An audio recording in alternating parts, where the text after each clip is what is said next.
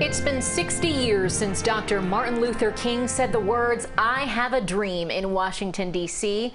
Today, his descendants met with President Biden at the White House to mark the anniversary of the March on Washington. As we commemorate this landmark anniversary, we want to take a look at the role South Florida played. It is much more of an important role than you may realize. From the writing to those who attended, CBS News Miami's executive producer of Impacting Communities, Tanya Francois, explains. We shall overcome someday. John Doe still has the ticket he was given to attend the March on Washington. We were in the reserve section because we were, honored people to be there. He and his late wife, Patricia, were active members of CORE, or Congress of Racial Equality. The two boarded a bus like this from Miami, known then as the Freedom Train, and headed to D.C. Patricia were able to enjoy the cultural politics, to have a place to be seen on March on Washington for jobs and freedom. Several people took to the podium, including John Lewis. Doe vividly remembers the feelings being there in person. John Lewis and others of the younger generation, in the 20s, were angry. But Martin Luther King had more than just anger. It was some kind of form of love that he had for America, that America could change its ways. And that's what his "I Have a Dream" was about. Dr. King wrote several versions of the speech, originally called Normalcy Never Again. One of those versions was written right here at the historic Hampton House. Dr. King practiced that speech right here on this stoop. He paced back and forth rehearsing, and it's the speech we now call "I Have a Dream."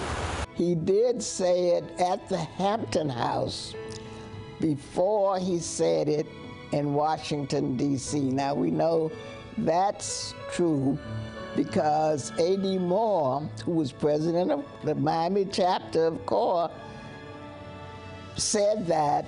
Dr. Enid Pinckney helped save the historic Hampton House. Because of segregation, African Americans had few places to stay in South Florida. This was Dr. King's favorite. Pictures on display now capture King enjoying time in the pool. He also had a favorite room. Pinckney says Miami's politics and the work of people like John Doe and his wife Patricia had an influence on the speech. It was during the days of segregation. And of course, the various strategies that Dr. Luther King planned with CORE, the CORE organization, helped to integrate Miami. Pinckney didn't attend the march then. She was too young. But what happened that day would stay with her and so many others. And we were so proud of Dr. King. We were so proud that we had a black man who had the courage to say to America that we need to change and that this country needs to change. And we need to treat all Americans as equal and as first-class citizens. Dr. King's dream was a dream that is in everyone. We shall overcome someday.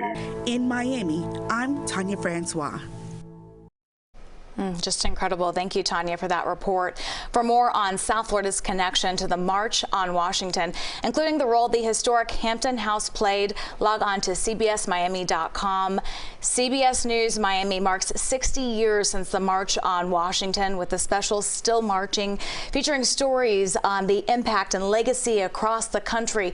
Catch Still Marching tonight at 7:30, only on the CBS News Miami stream on cbsmiami.com, the CBS News app, and Pluto TV. Just amazing to see those photos of Dr. King just enjoying himself, relaxing.